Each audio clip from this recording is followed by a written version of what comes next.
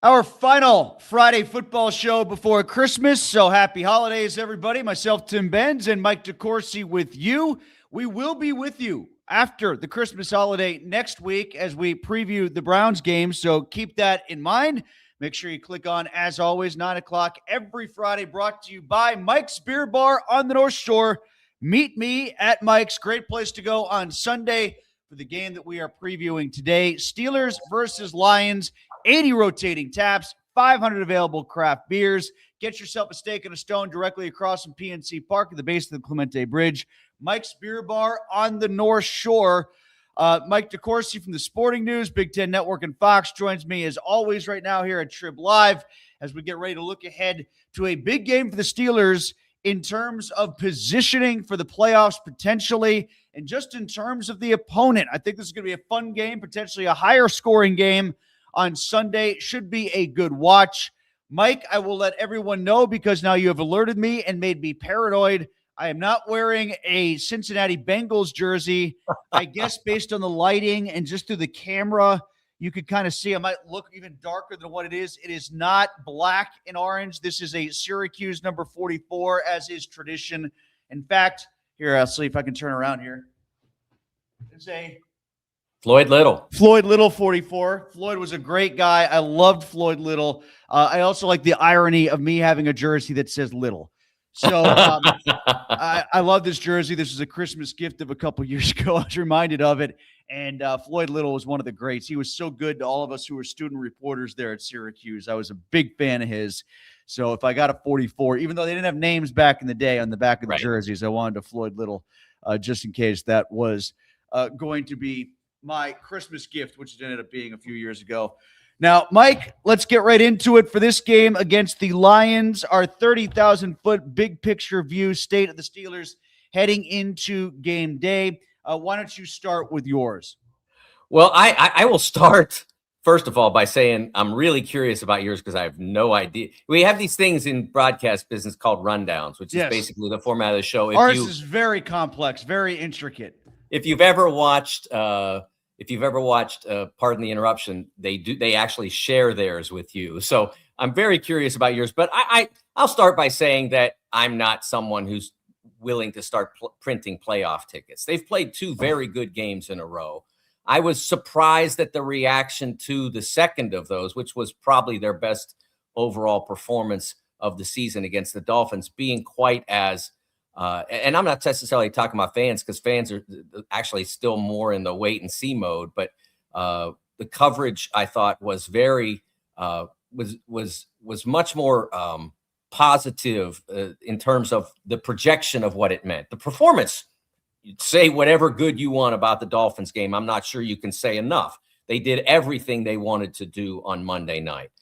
But I still think that they have a lot to prove. And I'm not saying they have to go out and beat the Lions in order to do that. But they have a lot they have to prove and improve. And they have a lot they have to hold off in terms of the injury to TJ Watt. We still don't know where that's going relative to the season. And Nick Herbig now added to that. A week ago, I told you on this program not to worry too much about what the 1-11 number had been because I thought they were better situated to replace TJ than they had ever been during previous absences. And now, at least for the moment and possibly for Sunday, half of that, or the bigger half, maybe, if there's such a thing, Nick Herbig is now also on the injury list, and we don't know what his status might be for Sunday. So I'm not skeptical necessarily, but I'm still wanting to see more improvement and more consistency. And as I said, they can lose on Sunday and still show it, but they have to continue to advance in the areas of the game that have been problematic. Well, you were curious about mine, so I'll just lay it out for you. All right. I saw a meme at the start of the week online, and it was John Daly and Tiger Woods. It looked like on a putting green before a tournament. And Daly is there looking totally John Daly, frumpy, plump, the long, scraggly white beard. Tiger has his back to the camera, strapping in his golf shirt, muscles ripping out of the golf shirt, looking sleek as he always does. And over both heads are the numbers 8 and 6. And over Tiger's face is the Detroit Lions logo, and over Daly's face is the Steelers logo. Oh, and I wow. thought that was the perfect encapsulation, because everybody looks at the Lions and says, now that's a team right there. They're 8 and 6. Yes. You look at the Steelers, you're like, how are they 8 and 6? So it's a completely different view of the same record for two very different teams. And I just thought that visual summed it up very nicely, because I think there are a lot of people looking at the Steelers going, well, I guess they are 8 and 6. I guess they are a major champion like John Daly once was. And we all made the Lions out to be Tiger. The Lions were Tiger to start the year. They were an NFC favorite, one of the NFC favorites at the very least. Sleek offense, lots of weapons. But you know what? When you dig deep, like Tiger, they're kind of flawed. So, there are some issues facing the Lions too, even though they feel more like a team that's 8 and 6, that if you bat your eyelashes, they could wind up 11 and 6 and making a playoff run. Whereas I think you look at the Steelers and say, even if they finish 11 and 6, they're going nowhere in the playoffs. So it is quite the juxtaposition for two teams that have the same record going in. Yeah, I think that makes sense. One of the things that the Lions season says to me is, can we stop declaring? I mean, I guess we can't, because there are people in the media who don't know how to do their jobs, Tim. They are out there. Can those of you who don't know how to do your jobs learn how to do your jobs and stop declaring this is the best team in the NFL after they've played 3 games? Can we stop? Can you stop? I'm not going to say we, because I would never do that. But can you stop doing that? Because they played 3 games and there were all kinds of things all over the internet, all over television about how they're the best team in the league. And now they're 8 and 6. And that's without, they haven't had like an Asa Hutchinson go down or whatever like they did last year. No, they're still pretty much the same team, and they're 8 and 6. So maybe they could still make the run you talked about. I mean, the Steelers in 2005 were around this neighborhood, around this point in the season. The game schedule is different now, so it's not identical, but you can do that. But this need to anoint is ridiculous. So they have an excellent offense. That has not changed. And statistically, they still have a pretty effective defense. When I go looking through, what's the statistic that says they're 8 and 6? It's hard to find. It's not easy. They don't turn it over. They're a halfway decent defense statistically. They're an overpowering offense statistically, and yet they're 8 and 6. I think schedule is a factor in that. And we'll get to that relative to the Steelers as well. Well, I also think that part of the reason why people keep looking at the Lions and say, well, they're going to wake up sometime, or they're going to be the team that you just described. It might be the wild card that makes a run in a tough conference, is because they never get on a losing streak. Like, they've gone loss, win, loss, win, loss, win since week 9 of the regular season. Or 9 weeks in a row. I'm sorry, 9 weeks in a row, they've gone loss, win, loss, win. So while they never get going, they also never completely go off the tracks, which I think makes a lot of people feel like due to that, they can at least right the ship, and they're always going to be in a position where they could be the better team on a given Sunday or a given Saturday in the playoffs, because, they just don't get into a prolonged funk. Right. But I maybe you found something, but when I was going through them, I couldn't find anything that was a significant flaw in them statistically. Analytically, they're a pretty sound football team. I was shocked when I saw some of the stats that are out there relative to them. So one thing that an examination of them led me to was, and I think it can lead into our keys to victory segment. Yeah, go ahead if you want to segue right in. Like, we can get to our keys to victory right now. From the standpoint of playing against this team, I don't think that you can go in and feel comfortable that you can control them. I think only one team really has to this point in the season, effectively controlled this offense. I think you have to go into some games believing, obviously, you're not going out there to not play defense. You're going out there to do the most effective job that you can. But I think you're going to have to outscore them. And that starts with an aggressive approach to offense. And aggression can mean a lot of things. You can run the ball aggressively. I mean, nobody runs it passively, but you can run it inventively and aggressively, and not just we're going to overpower you, but we're going to hit you in the positions where you're either weak or we create weakness. I think sometimes the Steelers get into their running attack, and we're going to overpower these guys, and they're not built for that. With the two backs that are getting most of the carries now, nearly all, Caleb Johnson, very rarely getting into games now. You're not built to overpower anybody with your running game. You have to, if you're going to run the ball, and I think the Steelers will intend to do that, you have to be really inventive with that to beat this team. And then on the passing game side, I think that you have to be willing to air it out Baltimore style. I don't think that you're going to beat them consistently by throwing short. I think you need to be willing to go deep because it's one area where I think that if there's any vulnerability in this team, it can be to the deep ball. Yeah, well, I'll give you a stat because you're looking for a stat you said earlier that indicates that the Lions are, significantly flawed somewhere. I'll give you one that amplifies that exact point. The Lions give up a league-high 129 yards per game to receivers aligned out wide. And over the past 6 weeks, they've given up a league-high 203 per game to the wide receiver position in general. So that's encouraging for the Steelers as they come into this game. It's discouraging when you consider they kind of only have one wide receiver in DK Metcalf. Now, the odd thing about that is, and maybe that makes me want to rethink my key here, but it does just speak to the wide receiver position writ large, not necessarily where they're going to be on the field, but they rediscovered the middle of the field last week.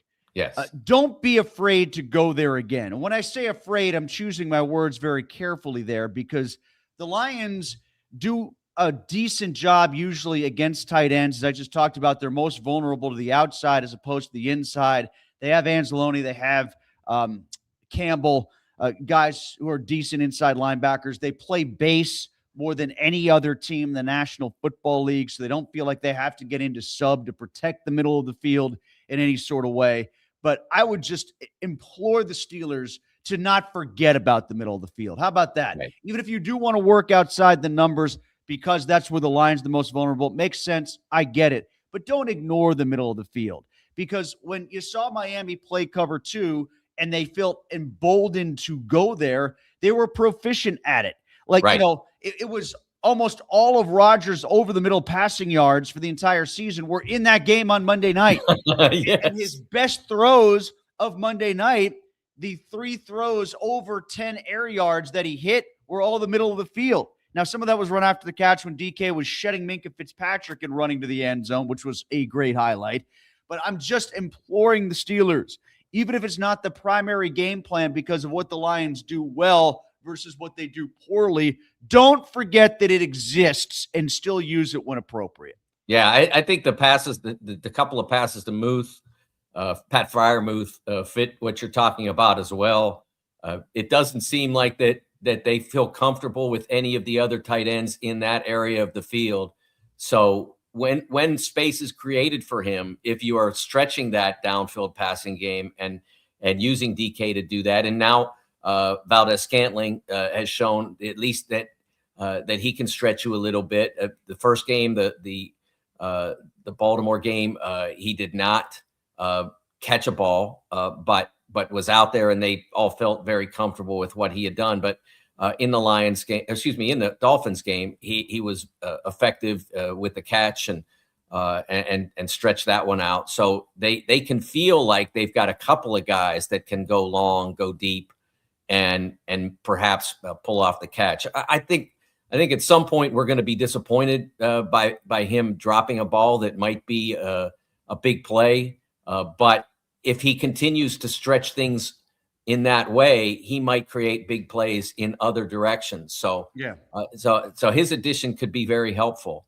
The defensive key that I would go for relative to this game, control the running game. The Lions have excellent backs. We all realize that, but other teams, other opponents of the Lions that have conquered them have been effective at controlling their running game. The Packers gave up 118 yards. That's not 70s eras, 90s eras Steelers run shutdown, but 24 of those yards came on one Jared Goff scramble.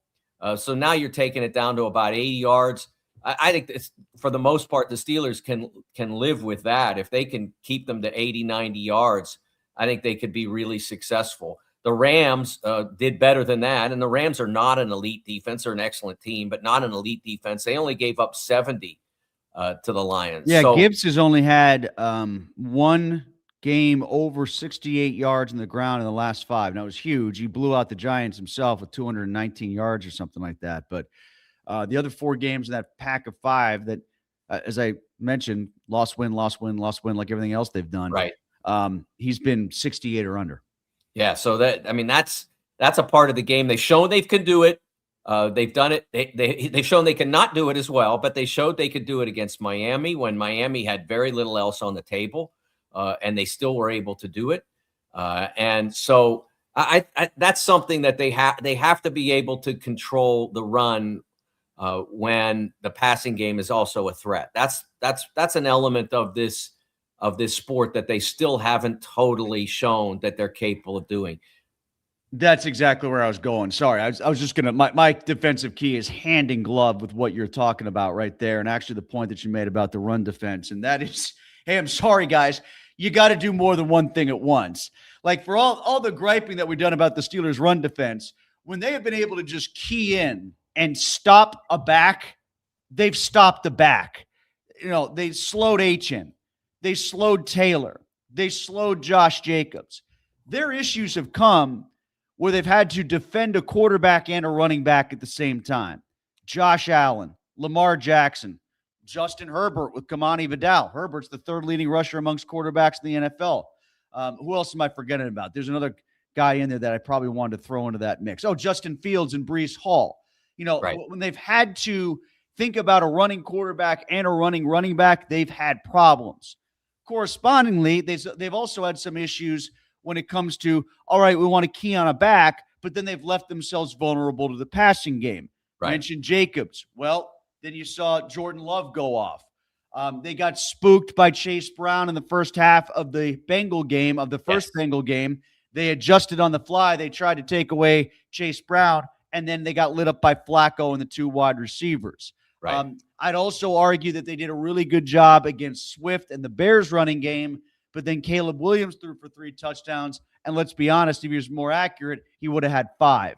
Yes. So, that's kind of where I was going with the thought of how they have to be more cognizant of, yes, throw a lot of attention, throw a lot of weight against one individual running back who might be a star as Gibbs is, but then you can't get burned by Montgomery, and you can't just say, okay, we'll let Jared Goff and the receivers beat us, because my God, will they? They absolutely will.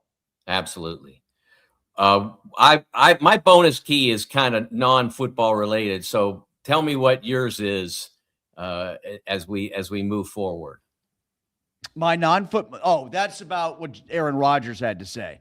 So okay. Aaron Rodgers, I wrote about this today in the Trib.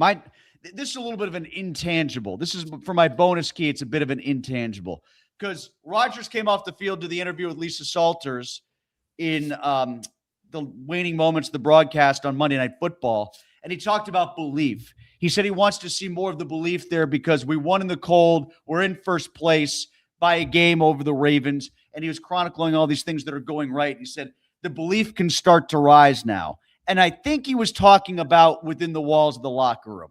I think. But I also think that whether it was conscious or subconscious, he was talking to us in the media and he was talking to the fans as well. Now, he can talk to his players all he wants. And, I kind of brought this up with some other players, Cam, Jack Sawyer, a couple guys I talked to yesterday. He's like, oh, yeah, we never lost faith. We never lost belief. All right, well, great. You probably shouldn't, because if you have, then there's no reason for us to believe. If the players don't have belief, why should we? But they've also been really high on their own supply for the last 8 years. This is a team that always thinks it's in it. This is a team that always talks like it's in it. This is a team that always acts like it's in it and like it can do something in the playoffs, and it hasn't for 8 years. I'm not worried about the belief of the players. If Rodgers is trying to sell us in the media, sell the fans, that sale's not going to go through until January. Like this is a game where if you go to Detroit and you beat the Lions, especially if you outscore them to do it, I think a lot of people might say, oh, there might be something here.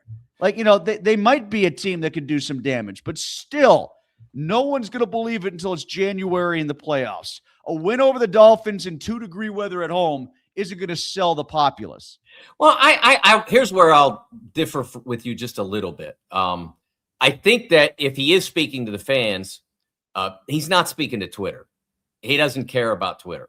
And he doesn't care necessarily about, although it may affect their daily life in the locker room a little, I think that what he's really talking to are the 70,000 fans in the stadium.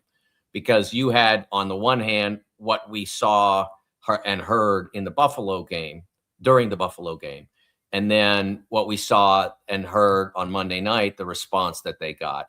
And I think he wants that response in place for the second Baltimore game, for whatever, if indeed some combination of success in the next 3 games conveys an opportunity to have a home playoff game. I think he wants to see it then too. I'm not I think if they won out, I think there'd be a lot of people believing. And I think the biggest reason to believe in this team relative to the playoffs, if indeed they get there, and I'm not saying they will, but the biggest reason to believe is the fact that the AFC playoff picture is not what it was 2 years ago. It's not what it was even last year. With the Chiefs starting to waver a little bit, still finding a way to go 15-2 and ultimately go 18-2. They were starting. This isn't like that. I mean, there are certainly somebody's going to be really good. It could be Buffalo. It could be New England. But you've been on the field with both of them. New England, you managed to find a way to beat. Buffalo, you played pretty poorly and still were ahead at half, and then played even worse and lost. So I think that's the difference. The last several playoff appearances, the one led by Mace, the one led by last year by Russ, and then in 2021 led by the ghost of Ben, those were all cameos, and everyone knew it. The only way anybody expected them to win any of those 3 games was if they got some lucky breaks. The KC game, they got a lucky break. They went up 7-0, and they needed another dozen or so to win that game, and they weren't coming. And then it was also the same was true when they played 2 years ago in Buffalo. They would have had to have probably a few less breaks, but still some. And then last year, I think that they kind of broke themselves with them. The schedule broke them, and then they succumbed to the breaking with how they responded to the schedule. Instead of just taking those 3 games and throwing them in the trash, saying, this is what the NFL did to us. We're not letting it happen to us. They went on against the Bengals and said, everything that just happened in those 3 games, we're broken. So I think that's different in that sense. But this team still has to show that it can get there. And getting there probably means winning at least 2 games. Doesn't necessarily, but it probably does. And winning 2 of these 3 games, you either win in Detroit, which is an impressive team, you win in Cleveland, where you often struggle, or you stare down your chief rival and your obvious competition for the AFC North. So and you sweep them. Yeah, exactly. So I think that's what would change the belief system in terms of what's possible heading into if there's a postseason. What was the point you wanted to bring up about turnovers? Yeah, about turnovers. Yeah, I mean, I don't your think bonus that. key, and I think it's a good one. So, yeah, that was actually my stat pack. Oh, The is this turnover your? is I'm my sorry. stat. I'm sorry. No, my bad. bonus key is if you're going to the game. I've been to Detroit for Bengals game as a spectator. And I want to tell those who are lucky enough to be heading that they are in for, I believe, the best viewing experience that you can have in the NFL, because you're not going to be cold and your seats are right there. And the way they designed Ford Field, they designed Ford Field for the fan, not for like the guy in the luxury box. And not that there aren't luxury boxes, they got them, but they designed it for the fan. They want you close to the stadium. They are close to the field. In the stadium is close to the field. It's a fantastic viewing experience. So jealous of the people who are going to go get to experience that. And then my other bonus key is if you are going, there's a place in Greektown called the Astoria Pastry Shop. And they have everything they do is wonderful, but they have these chocolate cannolis with the chocolate buttercream filling. The only other place I've ever gotten them, there's a place in the Strip. I won't name it because I don't love theirs. They have other great things, but I don't love theirs. And the other place I've got it is in the north end of Boston. Mike's Pastry, right? Yes. So if you're going, hit Astoria and take my recommendation to eat the chocolate cannoli. It's right near Paul Revere's house. That's the one in the north end. Absolutely. Yeah, and there's another one. Oh, what's it called? They're kind of across the street from each other. It's sort of like Pat's and Gino's. It was Pastry Wars. Yes, exactly. Yeah. Exactly. I know what you're talking about, and it is good. The thing that I will always remember about Ford Field and seeing a Steelers game there in Detroit was the Super Bowl. And we're coming up on the anniversary of Super Bowl 40. They've had the team in. And I tell this story often. And when people ask, what do you remember about that Super Bowl? And I remember plenty from the game. But what I remember more than anything else was the drive home and just seeing all that wave of terrible towels and Pittsburgh bumper stickers and Pennsylvania license plates and getting off to, take a leak on the side of the road at a rest stop and needing to find parking and having to walk half a mile to the rest stop because everybody was doing the same thing. However big Ford Field is, 70,000, 75,000, whatever it was, there was 125,000 people there from Pittsburgh, it felt like. And they all drove home at the same time. And rush hour on the Monday after the Super Bowl, I think, was greater for Pittsburghers leaving Detroit than it was in the Fort Pitt Bridge, because I just remember sitting in traffic. It's like a 4.5 hour drive or something like that to Detroit. It took us 6.5 hours to get home because it was bumper to bumper with nothing but Pittsburghers. I will never forget that. I will remember the drive home from that Super Bowl more than I ever will the Super Bowl itself because of how many Pittsburghers left. And I don't think they all went to the game. It was just close enough that they were there the whole week. Yes. And it was, this is finally our time. This is finally our Super Bowl after the drought since 1980, which I don't want to say anything, but hey, we're closer to that than anybody else wants to admit, going back to Tampa in 2008. But I digress. And I will agree about Ford Field. It is a good indoor stadium. And whenever Pittsburgh builds its dome in a couple years, Mike, I hope they do it just as well as they did at Ford Field. Yes, I hope so as well. And I hope they, like Detroit, have in mind the viewing experience of the fan and not, hey, let's allow the billionaires to have all this wasted space, as we've seen in so many NBA arenas. Let me say this. When they do build the dome in Pittsburgh, whenever that might be, and wherever they build it, there will be carping. There will be crying. This isn't real football. This isn't AFC North football. This isn't Steeler football. I'll bring up the jersey again. 7 years I spent in Syracuse, 7 football seasons. Not once did I ever walk into this building and say, man, I wish I was outside today. Not one time. You'll get used to it and you'll appreciate it. I have already heard that start about Cleveland's intent to build a dome. That I've already heard the carping start, not in Cleveland necessarily, but in Pittsburgh, another way to criticize Cleveland. Have already heard it on the airwaves around here, people complaining about, is it real football? So if we ever get there here, you're definitely going to hear it. Yeah, and I'll definitely be fine with it because I didn't like doing my stand-ups outside in 2-degree weather the other day. All right, let's get away from our keys. You can always post your comments about what you think the keys for the game will be on Sunday. I mentioned Mike's stat. We'll get to our stat pack soon, but let's go to the other sideline and look at this from a Detroit perspective. And I might have already jumped the gun on my own, but my big thing for the Lions is get Gibbs going. As I mentioned before, he's had a good receiving day against the Cowboys. He had a good total yardage day against the Cowboys. But he's only had the one big breakout running game over the past month plus. And with the Steelers' issues stopping the run against teams that are diversified, and they are, I would think that this is a game not only to win the game by getting Gibbs going, but also just getting him back in top form for the stretch run. I couldn't agree more. I think that that's huge for the Lions. And it as we said before, because of the fact that the Steelers have struggled to cope with both at the same time, probably the only game in which they did that was the Indy game.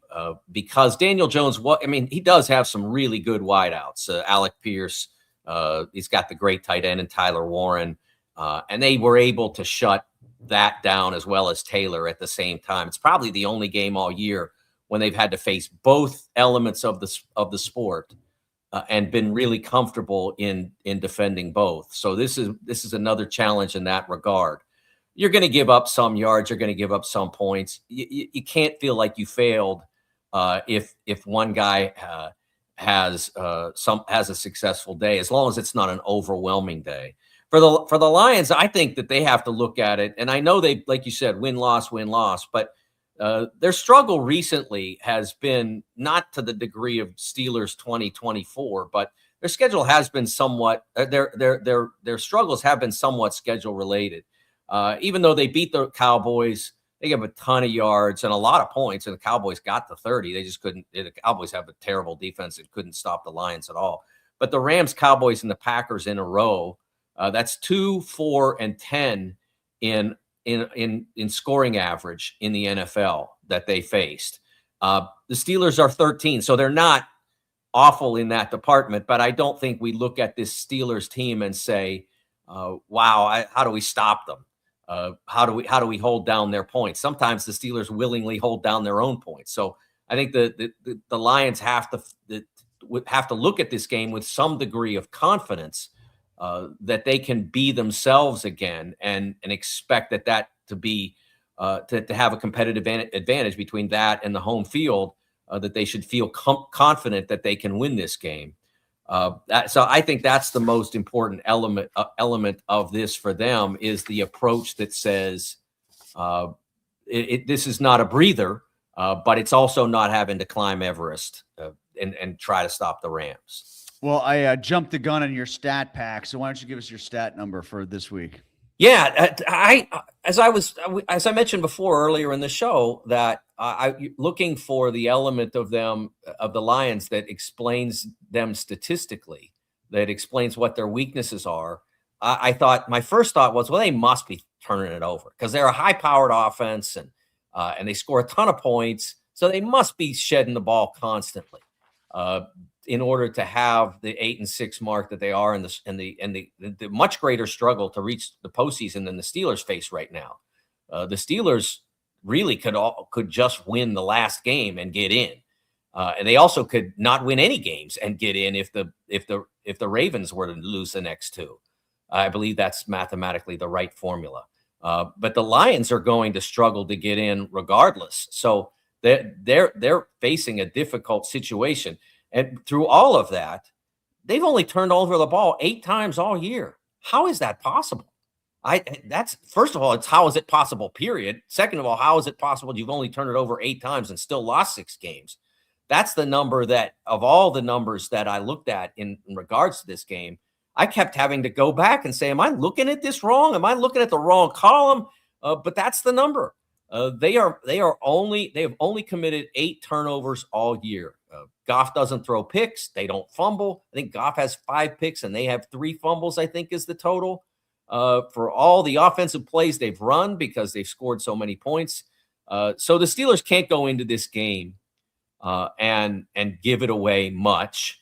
I mentioned a week ago, the stat now is 6-0 for the Steelers when they don't turn it over at all.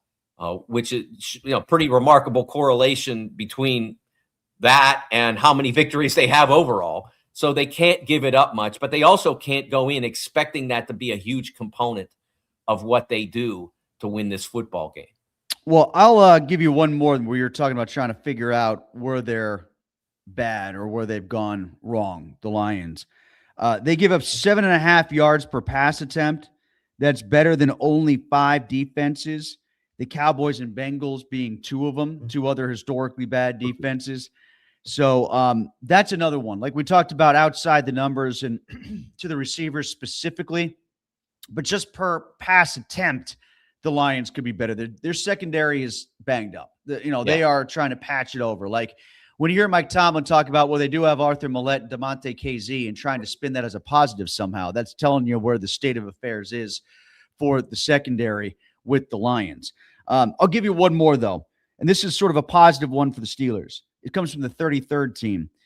Teams with the lowest pressure rates allowed this season entering week 16. The Steelers at 26.5%. The Rams at 30.5%. And that's, with some injuries along the offensive line. That's with Broderick Jones. That's with Dylan Cook playing a full game last week and half a game against the Ravens. I will be really interested to see how they approach what they're going to do pass protection-wise with Aiden Hutchinson in this game. He is listed as a right defensive end. He'll move around, but he is listed as a right defensive end. That means over Cook. How much help do you give to Dylan Cook there? Or because he played as well as he did over the last 2 weeks with Brian Baldinger slobbering all over him over how great of a job he did? Do you just leave him out there and say, you try Aiden Hutchinson by yourself a couple times? I don't think they'll do that. I think they'll throw a lot of help his way. And then what does that do as far as how you have to play to the right side where your strength is theoretically on this offensive line anyway? It'll be interesting to see how they approach that and exactly how much they do try to keep guys in and help with Hutchinson so long as he's on the right side of the Detroit defense. Well, I think that what connects to that is just the general feel of how Aaron Rodgers has been the last few games. Look, I think he has started to trust the offensive line more. I think he feels more comfortable out there or exhibits more comfort, maybe would be because we don't know how he feels, but we know how he looks. And we have seen at times this season when he has been very uncomfortable with what pressure was allowed. And I that frustrated me because I'm watching the primary game that would exhibit this is the game at the Chargers, where the Steelers put Justin Herbert down 5 times and he still put up big numbers because he didn't allow that to define the game. And I thought there were games where Aaron allowed the fact that someone was near him to define the game. I think he appears to be past that. He appears to be at a degree of comfort with this offensive line. There are going to be times when you go down. Those pressure rates, the fact that we're talking about Stafford and Rodgers at the top, I mean, it's way more about the quarterback than it is the offensive line. Yeah. No doubt. But no one's A, staying upright the all game, every game.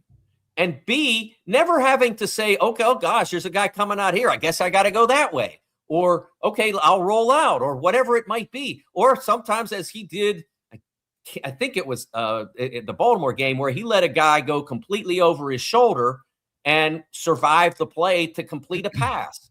You have to do that. You can't expect to stand back there untouched, unpressured, and on every play and pick apart a defense. There are going to be times when that happens. If you like when in Bengals 1, where they mounted no pass rush at all, you can do that. But you have to be willing to respond to that pressure that you receive. And I think we've seen that a lot more from Aaron Rodgers in the last 2 games.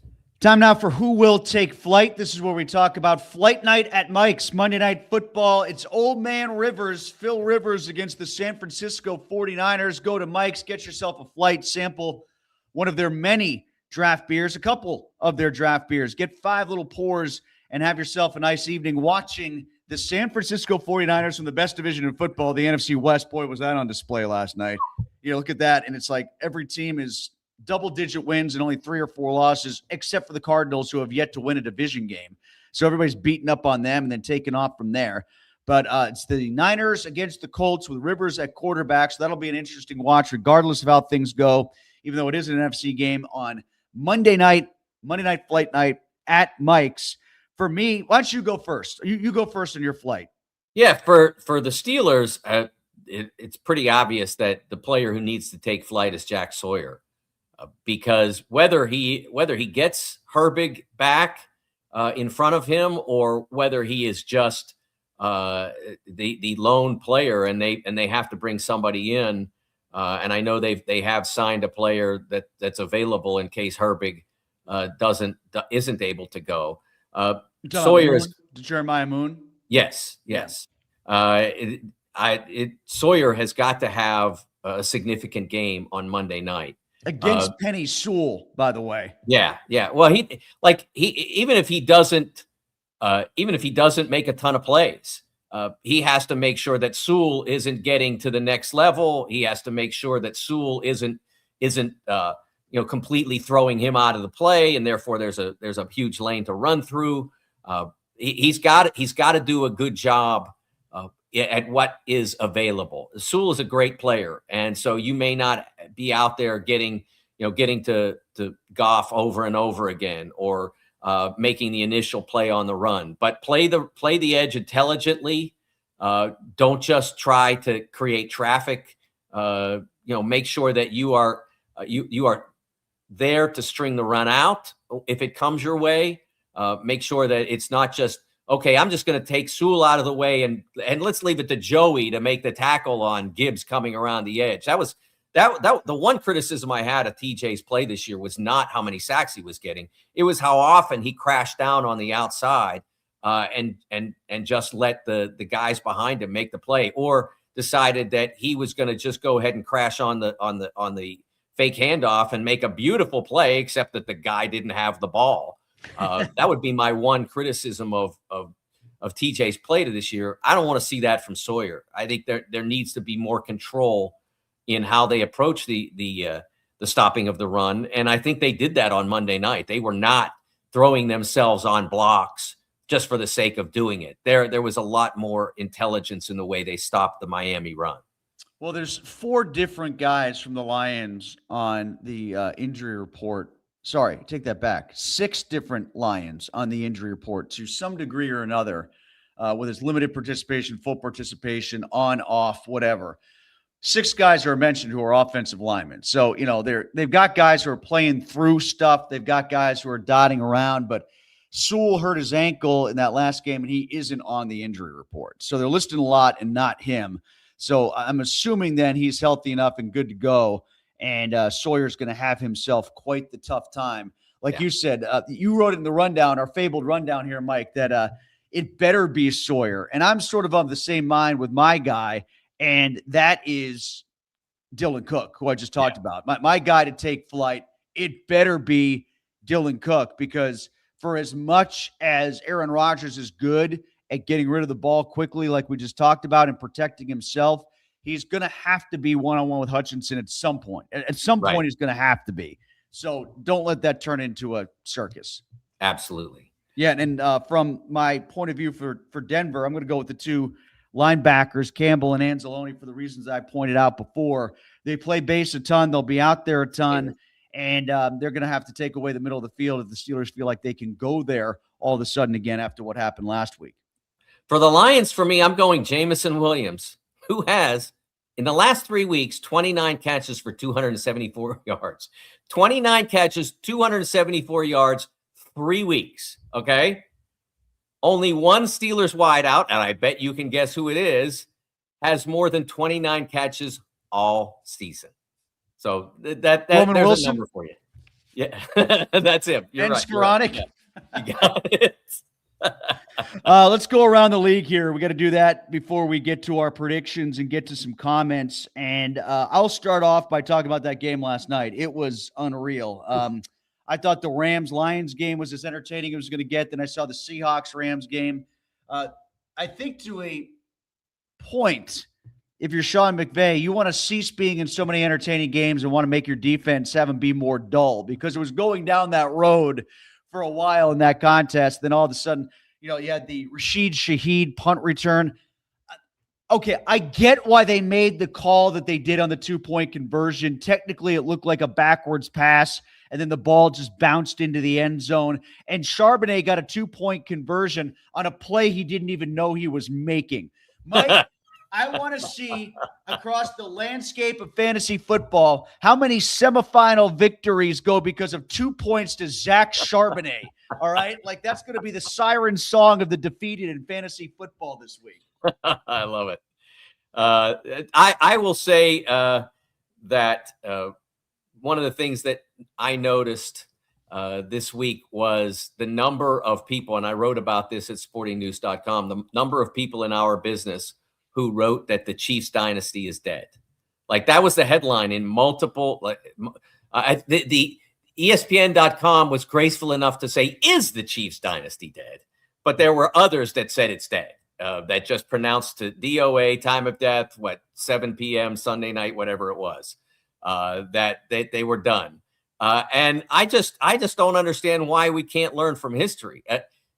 Remember, the Patriots won Super Bowls in 01, 03, 04. And then they didn't win another one for another decade.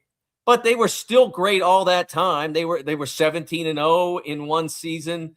Or 16-0, I think it was still at that point. In 2007, they were 16-0. They went all the way to the Super Bowl, so they were technically 19-0 before they finally got felled by the helmet catch. They ultimately redid their roster, resurrected it, but still had one of the years Brady didn't play. The 2008 season when he was injured, and that also connects to this dismissal of the Chiefs dynasty. Well, Patrick is hurt, so it's over. Well, Brady's was in 2008. He came back and he won 4 Super Bowls subsequent to his ACL tear. So I just let's chill. The Chiefs are not going to make the playoffs this year, but a dynasty is not defined by a specific era in which you won X number of championships. We are there over and over again at the very top of the sport. And I'm not ready to write the Chiefs off out of that, even if next year's a tough year because we don't know what Patrick's timeline, what his return timeline will be. He should be able to return in time for the start of next regular season, if not, if not close to it. But I still think the Chiefs have a lot of good football in them down the road. There are going to be changes. Travis Kelce is getting pretty close to the end of his career, his Hall of Fame career. Andy Reid, 68, he's going to have to make some decisions about what he wants to do.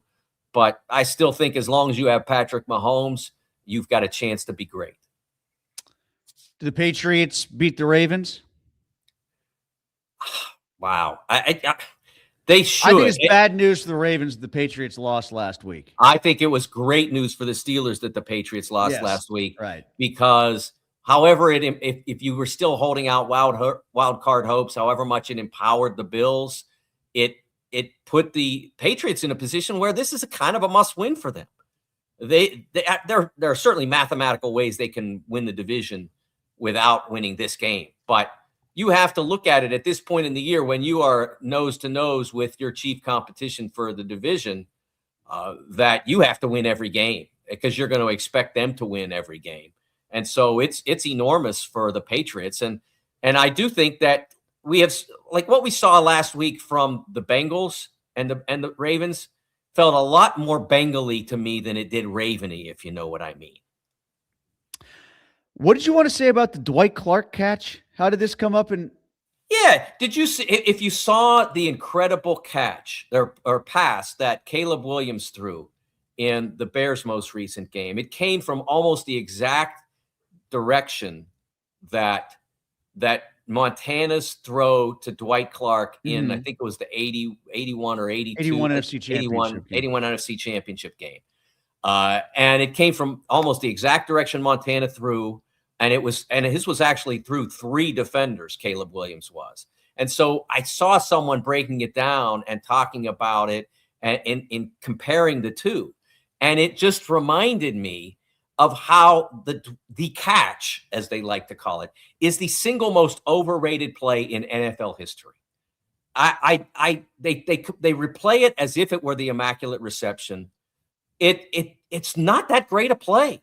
There are Like the catch. Yeah, the but you know what though, Mike? The Immaculate Reception is overrated too when you think about it. If you're trying to, the reason why that play gets as much attention like the Immaculate Reception is that they are parallel in the sense that they sort of announce the dawn of a dynasty, right? Okay, if you want to say that, historically, the Immaculate Reception is much more famous because of the play itself, how it happened, the bizarre nature of it, all of that. But it's also important because it announced the arrival of a dynasty. What happened the next week? They lost. Yes. What happened the next year? They lost in the playoffs one round earlier, right? So, it's not like it led them to a Super Bowl or it won them a Super Bowl. Whereas, now that I'm saying it out loud, actually, didn't that play get the Niners to a Super Bowl? It got them to it, and they won it. They beat the Bengals in New Orleans or what? No, in Minnesota, right?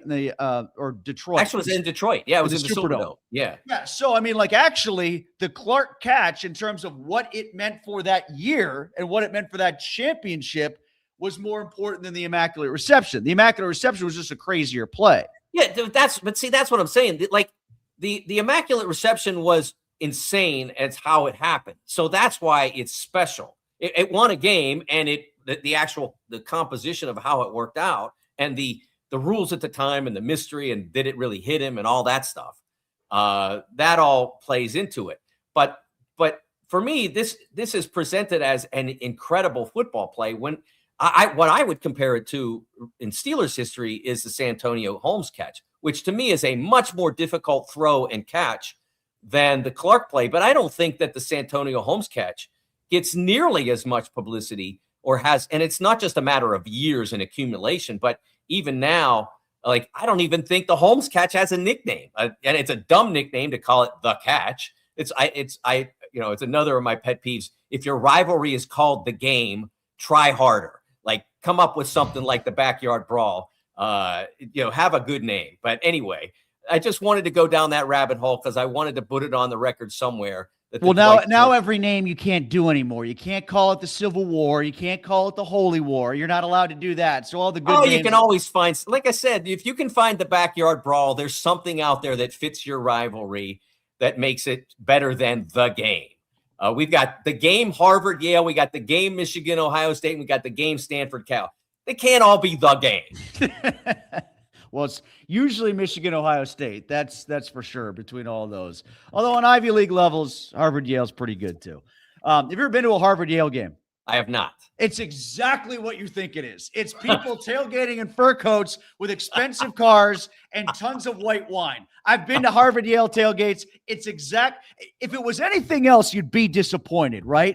Like if you weren't tailgating with caviar and sushi at a Harvard Yale game and they just had kielbasa and pierogies, you'd be upset, right? Like you want it to be different, don't you? You don't want it to be with a Chevy pickup truck. You want it to be out of the back of a BMW, correct?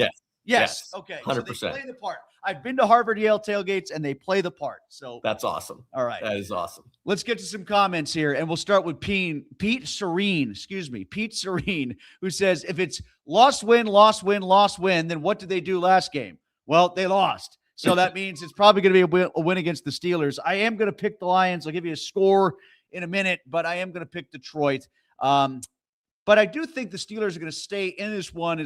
This to me, in a good way and a bad way, I have a feeling like this is going to be that game against the Saints. Remember when Juju fumbled in overtime or at the end of the game? I guess it was at the end of the game. Maybe it was the end of the game, quarter. Yeah.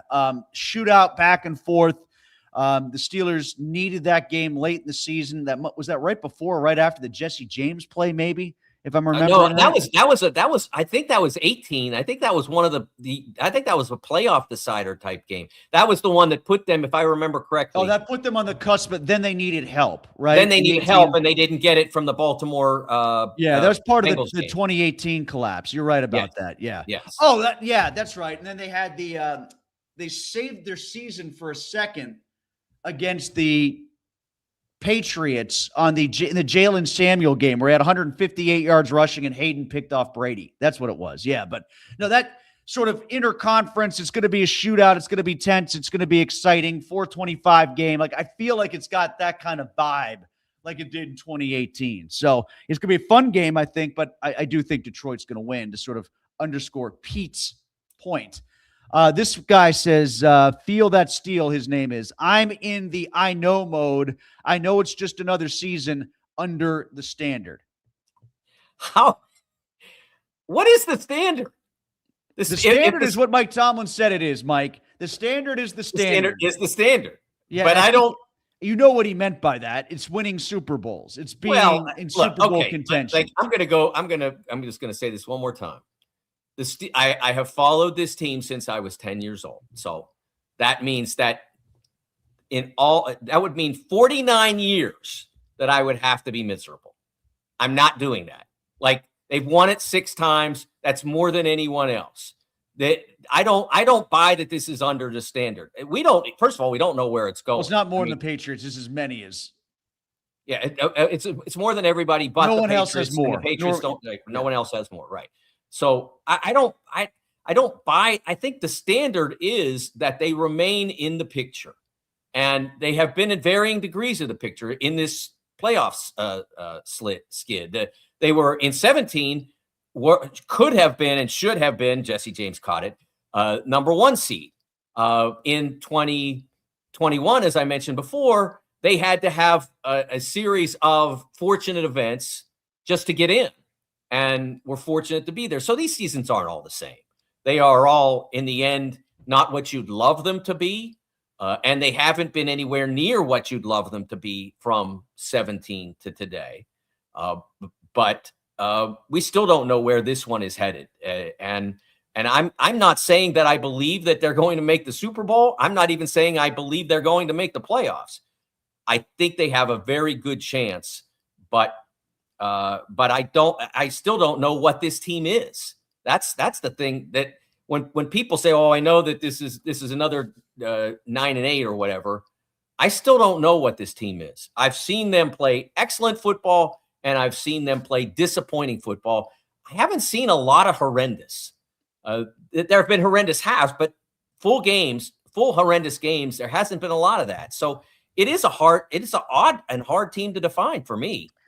Javon says, Eagles going back to the Super Bowl, mark my words. I mean, I can see it, but I like all those teams in the West a lot better. Maybe not the Niners, but I like the top 2 teams better. I just think it's going to be a tougher path for the Eagles. He also adds Aaron Rodgers needs to retire. He gets broken up too easy.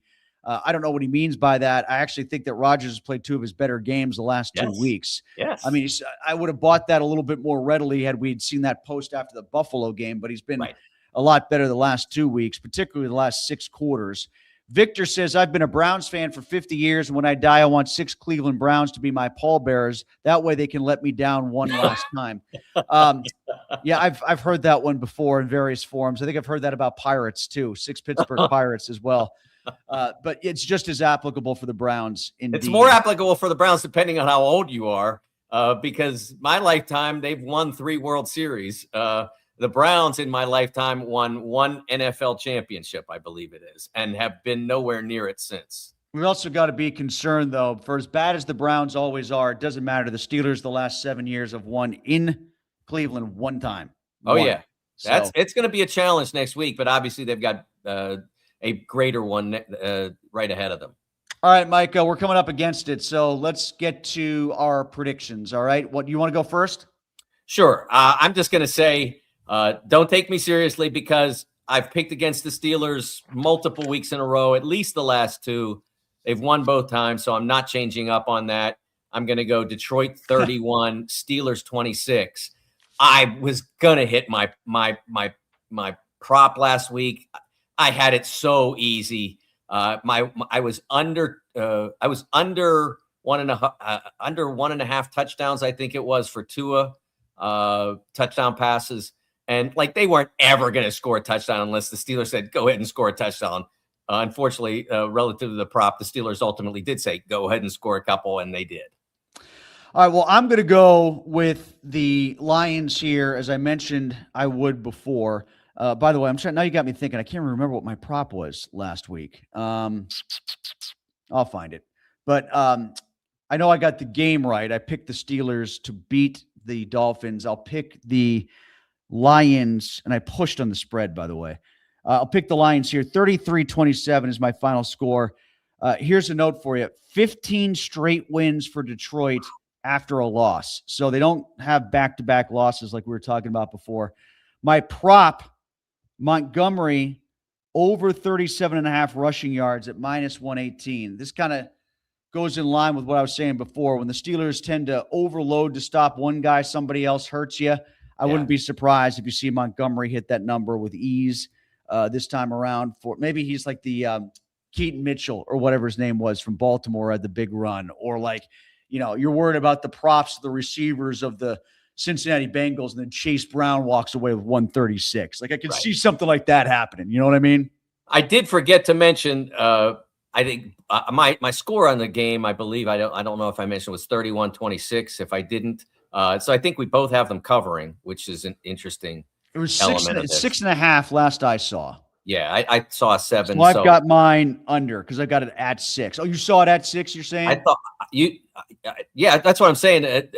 It was 6.5, so that's a cover. At mine is 5, so that's a cover for on the Steelers side, is what I'm saying. Not on the Lions side, but on the Steelers side, that's a cover.